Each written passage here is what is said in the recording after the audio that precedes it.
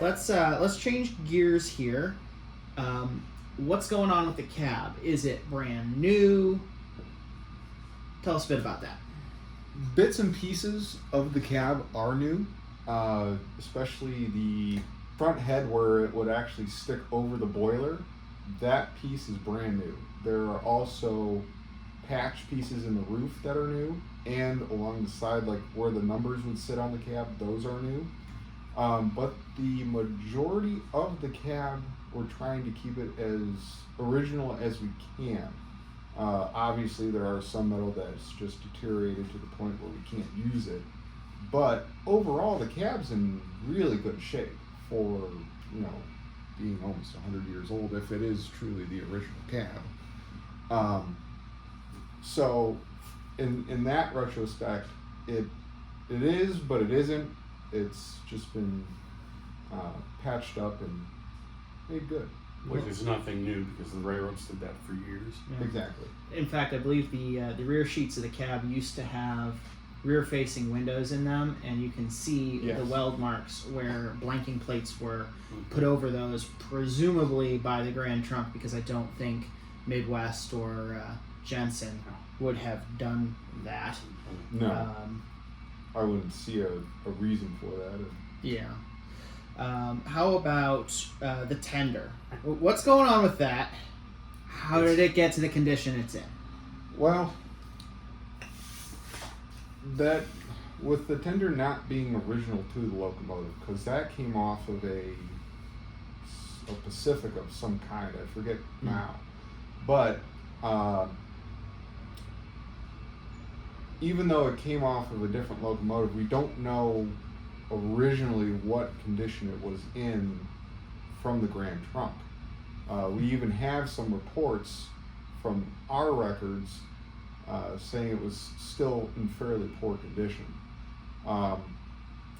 But as years go by, water treatment Or lack of. or lack of water treatment does affect the operation of steam and keeping everything integrally up to snuff. When we originally were walking through that tender, scoping out and make sure and to see what was inside, we were walking on about a 2-inch layer of rust. Where metal had flaked off. Yeah, metal had flaked off in certain pieces, and a bunch of patchwork has been done previously. If you go back to the video of us showing you the tender, you can see literal patch pieces already put in. When the last time the locomotive ran, there was water left in the tender. It's just going to go there. Water and coal was left in the tender without any treatment, and it just did a lot of. And the reason why they did that was because they weren't going to suspect that they were down for a long period of time. Well, when you let that stuff sit in a tender made of steel, untreated and or uncovered for long periods of time, the actual coal starts to get acidic and eats the steel, and then the excessive or presence of the oxygen in the water will also eat the steel if not treated. There are several different treatments when you are running steam. You've got deoxidizers, you got which kind of gets rid of the oxygen in the feed water. You also got pH. You also got what else? Minerals. Minerals. To get Yeah, the water minerals out. softeners. Yeah, Water softeners. Well, water softener is kind of like a pre-treatment, but the other. Well, around here it's not necessarily pre-treatment. Our water can be pretty hard depending on what Well, well you're drawing it out of, or even if you're taking it out of the lake, you might have to boil it and get all the algae out. Yeah, that too. Certain times of year. Yes, but that is another reason why that tender is such in bad shape. It was bad to begin with, and then running it for the next 20 years. Well, 30 years, just about. Just Thirty, His yeah, 30 excursion years. Career, Probably didn't help if you it much count the either. pre-Midwest stuff. Right. It's about Yeah. 30 years. As it Yeah. sits today, it's really not suitable for service. What are we doing about that? What we will do about it is we have a CAD drawing of the actual tender itself. We have all the dimensions, what steel it was dimensions, along with where all the fasteners and fittings sat, like the sight glass, the feed valve, or the isolation valves for the tender. We are Building a to new be, tender, right? yes, We're we going to are- build a new tender with provisions, obviously, to make it usable in either configuration, whether coal or oil. But more than likely, it's going to be same design with the oil bunker added into what would have been the coal bunker. yes. Sort of a Sort of an drop-in a oil drop-in. container. We got a handful of questions along the lines of, why don't you do this? Why don't you do that? So let's have some fun here. Bring it on, baby. So why don't you guys hire a professional fundraiser? Money. Takes money to raise money. It takes that's- money to pay these guys to make money, and it, at current levels, we can't afford it. Next one. Why don't you make some keychains out of that tender? You sell those for a couple bucks a pop, you'll be all the funding you need in no time. That's actually not a bad idea. Except the metal's junk already. Well, I mean, if it's junk, who cares? What are you going to Making a key tag, you don't need Yeah, it to that's be true. structurally sufficient. No, You but do it's want to just gonna clean up just the dissolve rust. up and fall apart? I mean, tetanus We'll hit isn't it really you don't need to worry about tetanus anymore. We'll I mean, hit it. that's fine. Hit that panel with some rust reformer or one of those Yeah, laser exactly. cleaners that Yeah. burns the rust away. That's Um, yeah, that's fine. In all seriousness, I think we are very open to the possibility of reusing materials from the locomotive in that manner. Watch this space, right? Yeah. And last one in the why don't you category, why don't you just take the locomotive to a professional rebuilding contractor? Same as Same as hiring fundraising. a fundraiser. Takes money. Yeah. We don't have it. Exactly. That's true. And the only way to get it out of here, if you were to send it somewhere to get it restored, and all that happy jazz, is out by truck. Or on a flat Or on rail. on a flat car. Yeah, or on a flat car, which at this moment, if it's got damage to the frame, might not be the best way to go. Because it would 'Cause require we- lifting. Exactly. Plus, we've Plus already the got cost of the lift. Yes, plus the cost of the lift, plus the cost of the truck and or flat car. Exactly. And the So- logistics is money on top of money. Exactly. So I know for a fact that when the 2100 came to us from the West Coast on flat cars, it cost $50-some thousand just to lift it off the flat cars, exactly. That was just to unload here. just to unload here. It has nothing to do with the cost of transporting it or the lift to get it on it. Mhm. Back in Washington State, it's just to get it off. Yeah. So a lot of funds would be expended just to get it to wherever it's going to go. It'd be, if we had the money, it'd be, since we have the ability for almost anything that we need to make here in house, it would make sense to have folks hired to come here and do the rebuilding rather than sending out. And that kind of was a point that I wanted to make, is that here in this facility, we are in a historic railroad roundhouse. We have access to most of the equipment and spaces they would have had to do heavy services and things with. We have most of those facilities available to us, and frankly, a lot of guys here are volunteering because they want to learn to work on steam locomotives. Well, and yeah, get Or involved with operate that. the big Or- machines that or operate the machines or work on those big machines, Mm. right? So just farming it out, not only does it not make a ton of financial sense to our organization, but it kind of runs counter to the reason I think a lot of us got involved with the organization. And I think you strike a good point with people coming down here to learn. All these Steam guys that are, it doesn't matter who you pick anymore. All these people always have their ticket is always waiting to be punched. So if we can get more people to understand on how these things operate and do it in-house, well, then we're better off. And we will Better need succession. Yes. Keep it. And information. Learn how to maintain it and run it and all of that. And pass it down to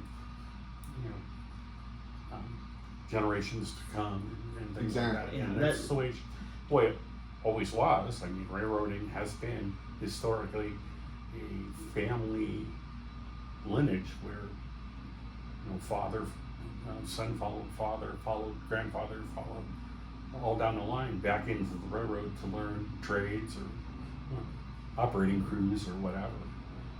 So Yeah, and that has been lost.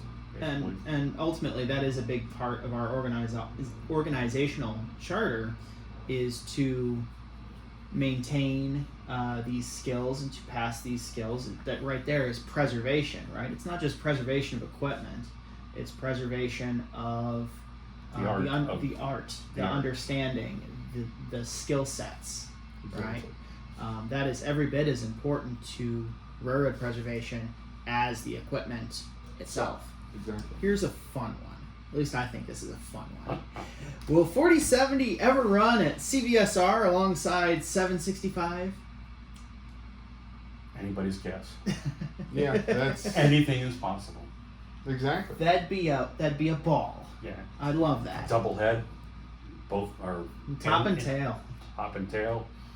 I mean, A double header anything's would be possible. really cool. Yeah. Anything's possible. It's just realistically 4070's operational time is still quite a long way off. It's tough to even know if 765 will still be running then. It probably will be. But The there's question will always be 2100. when. The question will be when. The question will be where. The question will be how. Especially if you're thinking about 765 specifically. More broadly, I think the organization here is open to running 4070 wherever she may be wanted. Yeah. That's a necessity.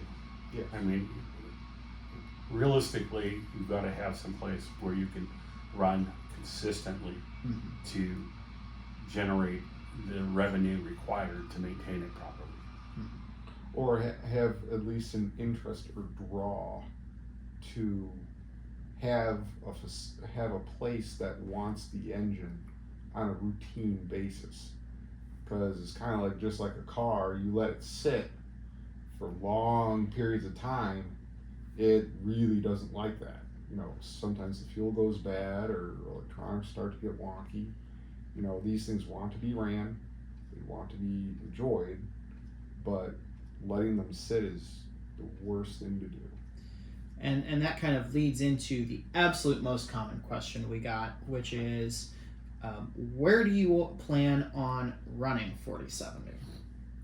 We just answered that. Wherever we can. Yeah, pretty much wherever we can. So I think the short list of candidates is like what? CVSR. Maybe back in its hometown, which would be Durand, Michigan, where it spent quite a bit of its life. Get a lot of interest from up in Michigan about bringing the locomotive back home. Exactly, or maybe out in Pontiac, or even scenic railroads that can't handle the weight of the bigger engines, like 765 or 2100 when they get running, or stuff of that nature. Because a lot of railroads that would have ran the size of 4070 couldn't run the bigger engines like on branch lines and stuff of that nature due to weight restrictions and maybe the pound of rail that they were using. That's right. So the light Mikado is a really great size for a locomotive in the 21st century in terms of both. Sure, because it has the size and it has the capacity for a pretty substantial passenger load and still be fairly within reasonable weight loading on rails and bridges. Yeah, Exactly. because you can get 10 plus cars behind one of them, just about, depending on your ruling gradients and things. Sure. So you can get a pretty healthy passenger load in there, but you can also still have relatively light axle loading and a relatively short wheelbase. Yeah. But you also still have the turns of speed necessary to get yourself to that location under your own power, Exactly. and maintain a modern track speed, more or less. Exactly. Last question. Where do you guys get locomotives to fix? Parks. Yeah. 90% of the ones that are available today, because the only locomotive that's in existence today that has never been retired is the Union Pacific 844. Every other one has been in a park somewhere. Exactly. Even if it was like Or on a deadline. a railroad museum, it was a park, Yeah. right? Or on It a was deadline. laid up. It was assumed that machine would never Stuffed in operate them. again. Exactly. Or they found them in scrapyards. So that pretty much wraps up all of our questions. Thank you to all of the wonderful people out there who submitted questions to this. There were a lot of good ones. Yeah. I think we've enjoyed hashing it out amongst our Exactly. the three of us here, and hopefully y'all learned something, either about the history of the locomotive, about the project, about what we're doing. Guys, do you have any closing remarks about your feelings on the project, your feelings about Anybody that's interested, come on down.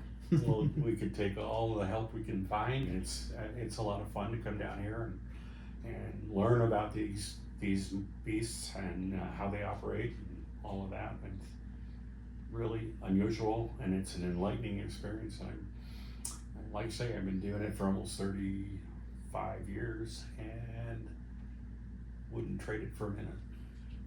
If you do want to get involved in learning how to cut with a cutting torch, to weld, to operate machinery, such as tow motors, cranes, lathes, machining work, all that goes into a restoration of a steam locomotive, especially with a lot of our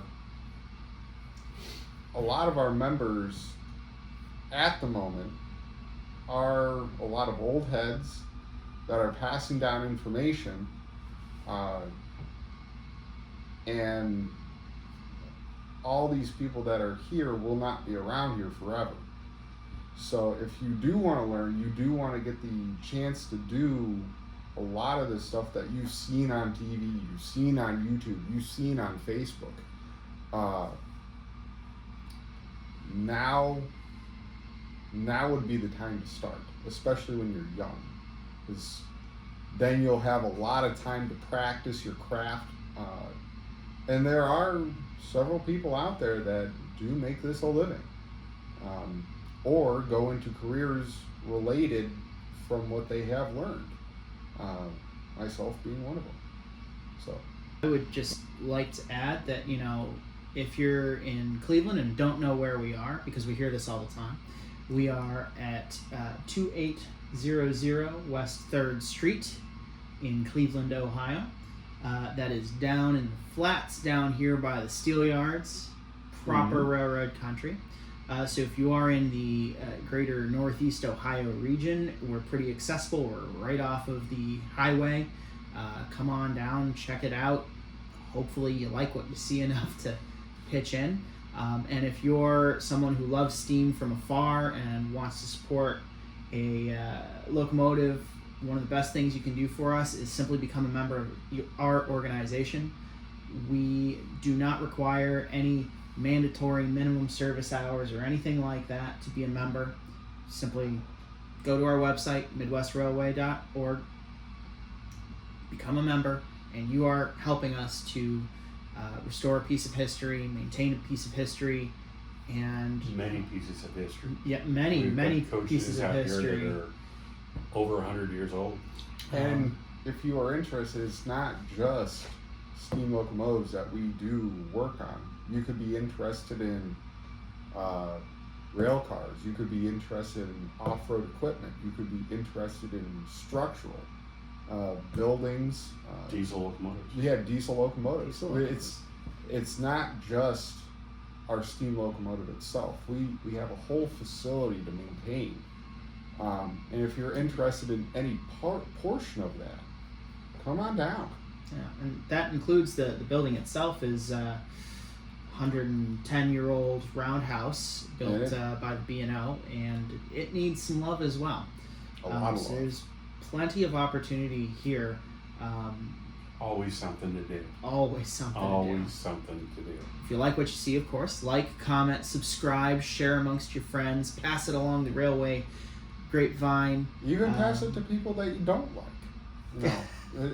Yeah, if you don't like it, you can give it to people who you don't like. Exactly. So it doesn't matter whether you like them or not, just send it to them. See what they think. All right. Bye, everyone. Bye. Bye-bye.